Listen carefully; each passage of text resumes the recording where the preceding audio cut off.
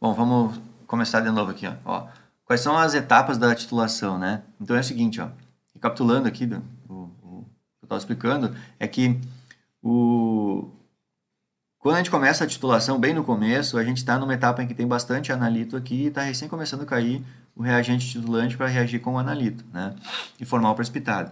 Então, nessa etapa aqui, a gente diz que a gente está numa região antes do ponto de equivalência. Quando chegar aquele momento, naquele exemplo que eu inventei, que era 10 analitos só, né? Para facilitar a nossa vida aqui, né? Facilitar a vida do professor, tá?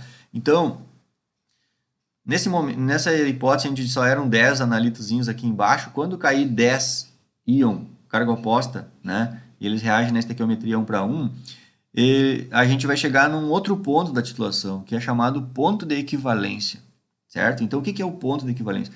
Ponto de equivalência, escutem bem o que eu vou dizer, é quando a gente joga a quantidade de titulante exatamente necessária para reagir com todo o analito que estava na amostra, né? E essa quantidade exatamente necessária é respeitando a relação estequiométrica, né? Ou seja, nesse exemplo grosseiro que eu dei aqui, se tínhamos 10 íons aqui embaixo e a estequiometria molar dele é 1 para 1, vai ser quando caiu da bureta um volume de titulante, onde dentro daquele volume de titulante tem exatamente 10 íons de carga oposta ao analito. Entenderam? É a, digamos, entre aspas, a titulação perfeita.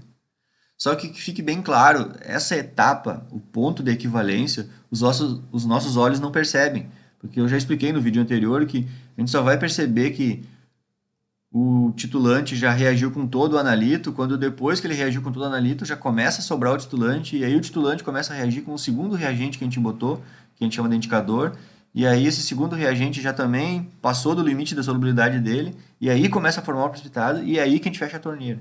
Então já dá para perceber que o ponto de equivalência seria a parte perfeita, o tempo exato de fechar a torneirinha. Só que esse tempo a gente não pega nas volumetrias. Então, o tempo que a gente pega é esse, quando já chegou o ponto de equivalência, e aí depois o reagente titulante começa a reagir com o indicador, e aí ocorre a troca de cor. Aí a gente fecha a torneira. Esse ponto onde o indicador, o excesso do titulante, começou a reagir com o indicador, e o indicador nos mostrou que já tá dando, o reagente está reagindo com ele, esse ponto a gente fecha a torneira. Esse ponto aqui, então, que a gente fecha a torneira, é quando a gente acaba a titulação. Então é por isso que esse ponto é chamado ponto final da titulação. Então que fique bem claro que ponto de equivalência é o ponto perfeito da titulação. Só que a gente não chega nesse ponto perfeito, né? Usando indicadores que trocam de cor. Então a gente o ponto de equivalência, esse é o ponto que acontece exatamente a relação estequiométrica entre titulante e analito. Esse é o ponto perfeito. Só que a gente não para ali. Na verdade, a gente vai parar depois, que é quando o indicador troca de cor. Então, esse ponto, depois que o indicador troca de cor, ele é chamado ponto final da titulação.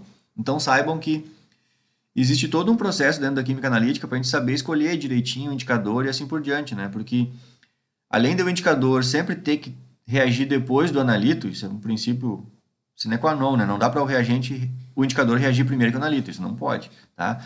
Também a gente sempre tem que ter um cuidado nas volumetrias em escolher um indicador que vá nos mostrar o resultado logo um pouco depois do ponto de equivalência. Porque depois, mais para frente, que eu for dando exemplos, vocês vão ver que tem horas que a gente tem que escolher direito o indicador. Pessoas podem escolher indicadores errados, onde eles vão mostrar para a gente bem depois do ponto de equivalência, tá? Então a gente inclusive chama isso de erro de titulação. Por melhor que tu já tem que caprichar numa escolha boa do indicador e mesmo assim ainda vai ter um errinho. Então quando a gente diz que a gente tem que caprichar na escolha do indicador, na verdade a gente tem que sempre tentar minimizar o erro, porque é um erro implícito na técnica, né? Entenderam? Então aqui nesse vídeo aqui para ficar mais visual a coisa, né? Já que isso é uma facilidade de fazer a aula aqui na internet aqui, né? Eu peguei um videozinho aqui, ó, só para mostrar assim visualmente cada coisa que eu expliquei, né? Eu até tirei o som do vídeo, que se não me engano aqui é uma música meio chata, assim. Então, eu vou só para vocês verem aqui, ó, etapa por etapa, posso dar umas pausas assim, né? Essa etapa aqui é a etapa em que ela está pegando a amostra, ó. Então ela está usando uma vidraria que a gente chama pipeta volumétrica, tá? Então isso aqui é uma vidraria em que transfere volumes num volume exato, tá? Então aqui ela está transferindo a amostra. Eita. Ela transferindo a amostra para o Erlenmeyer ali. Depois ela vai colocando a bureta, né, no suporte universal. Aí vai colocar o reagente titulante ali na bureta. A técnicazinha para não escorrer pelo becker, né? Não sei se você já sabe essa técnicazinha aí. Aí tem essa etapa aqui que é bem importante, que é tirar a parte do ar daqui. Ó, não pode ficar ar aqui na torneirinha, tá vendo? Ela tirou o ar ali, ó. Isso aqui sempre tem que prestar atenção nisso, né? Então ali ela vai encher a bureta com o reagente titulante. Essa bureta a gente tem que zerar ela ali em cima, mas são detalhes técnicos, né? No caso, essa titulação que ela está fazendo aqui, eu até já vou dizer para vocês, é de ácido base, ela está usando fenolftaleína, é outra titulação. Mas o procedimento é igual para todas, então eu vou deixar nesse playlist aqui, que é a primeira volumetria que eu estou ensinando, eu vou fazer esse tipo de vídeo aqui, que nem esse aqui. Mas depois eu não vou fazer mais, isso aqui já vai ficar explicado só aqui, tá?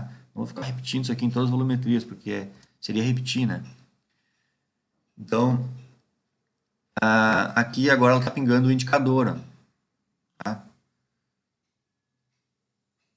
Só para fazer um comentário aqui, que eu tentei achar um vídeo bem legal que nem esse, com uma volumetria de precipitação, né? Mas não achei. Coisa que nem assim, eu garanto que muitos de vocês já fizeram volumetria. E quase que todo mundo sempre faz a ácido base. Direto, lá no colégio, assim por diante. Todo mundo é fã da ácido base. Eu sei, porque é barbado de fazer. Qualquer colégio tem os ácido clorídrico, hidróxido de sódio. E a fenolftalina também é o primeiro indicador que vocês compram, né? Mas as outras volumetrias existem e são importantes, tanto quanto o ácido base, né? Então, mas a mais popular é ela. Então eu achei bom esse vídeo aqui, tá bem, a imagem tá bem legal. Então vamos lá. Então agora ela acabou de colocar o reagente indicador, né? Tem essa lógica aí, nos mostrar o ponto final da titulação. E agora ela começa a titulação. Aqui, ó, vejam que ela tá fazendo tudo direitinho. Esse vídeo aqui é muito bom. Aqui já tem uma técnica. Como é que a gente agarra a bureta? A gente agarra sempre com a mão, a torneira, a mão atravessada, assim. Por que ela não pegou com essa mão aqui a torneira? Parece mais lógico, porque se o registro da torneira está aqui, ela tinha que pegar com essa mão. Não, a gente pega atravessado assim, porque isso a gente acaba segurando também a extremidade final da bureta. Se a gente botar só a mão na torneira, a gente começa a mexer essa ponta da bureta aqui, ó, entenderam? Então, agarrando atravessado assim, a tua própria mão é um equivalente a um suporte universal, porque tu está agarrando a ponta da bureta junto, né? E a outra mão a gente fica o tempo inteiro agitando o Erlenmeyer, tá? É por isso então que se usa Erlenmeyer. E aí começa aqui, ó, vocês conseguem ver que tem horas que pinga uma gota, dá uma reagida com o indicador e depois some. É sinal, é bem isso. O reagente titulante aqui, ele tem a tendência a reagir primeiro com o nosso analito e depois com o titulante. E isso até dá para perceber, porque tem horas que parece que o indicador ele dá uma reagida com o indicador, mas ele volta. Não, aí reage com o analito, entenderam? Por mais que aqui não seja um vídeo de volumetria de precipitação, mas é isso. É bem interessante, né?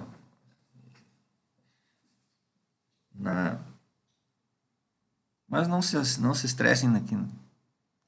Isso aqui seria é da fenolftaleína, né? Não é precipitação, não está formando precipitado ali, né? Mas o que eu queria mostrar é o seguinte, então. Aqui a gente acabou de perceber, antes de ter essa cor aqui, nós estava naquela etapa que era antes do ponto de equivalência. Quando chegou na etapa do ponto de equivalência, a gente não viu. É isso que eu quero deixar bem claro nesse vídeo aí. Ninguém viu, nem ela viu. Não tem como ver, tá? Depois eu até vou explicar que até tem, mas aí já é mais para frente. Tá? A gente vai fazer até na prática isso.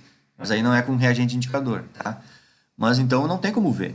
Usando reagente indicador não tem. Então o ponto de equivalência nem ela viu. Agora ela vai parar a titulação dela. Por que ela vai parar? Porque agora ela viu o quê? Ela viu o ponto final da titulação. Então o ponto final é quando, repetindo, a gente já jogou o reagente aqui na bureta necessário para reagir com todo o analito e agora já está reagindo com o indicador. Aí ela parou, ó. Então ela parou depois do ponto final. Ela vai lá, faz a anotação, quer ver qual é o volume de titulante que ela gastou, né?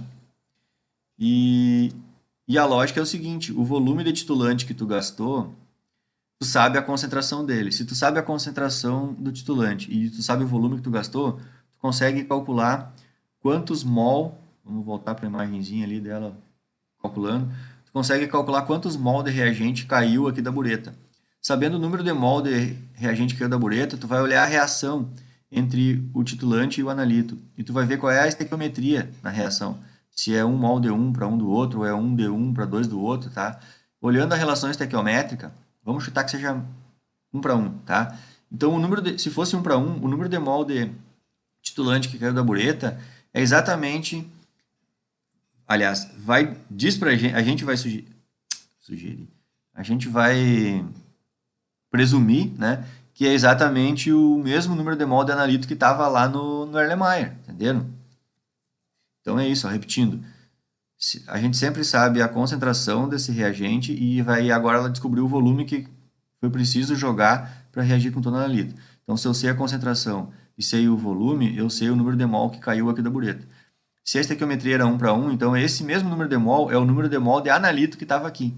E se eu sei o número de mol de analito que estava aqui, e esse volume que estava aqui eu sei, porque quando eu botei a amostra aqui eu usei até uma pipeta volumétrica, então se eu sei o número de mol de analito que estão naquele volume da pipeta volumétrica, eu consigo achar a concentração disso. Sabendo o número de mol e o volume em que eles estão, eu acho a concentração. Pronto, é isso que é achar a concentração da destilação, tá? Então, esse videozinho aqui é isso, né? A partir daqui nem sei mais o que tem. Mas é isso aí o vídeo. Então, tranquilo, é bem simples. Voltando aqui para o nosso material, então, deixa eu dar uma diminuída aqui para ver onde é que eu ando aqui, tá? Então é isso, ó.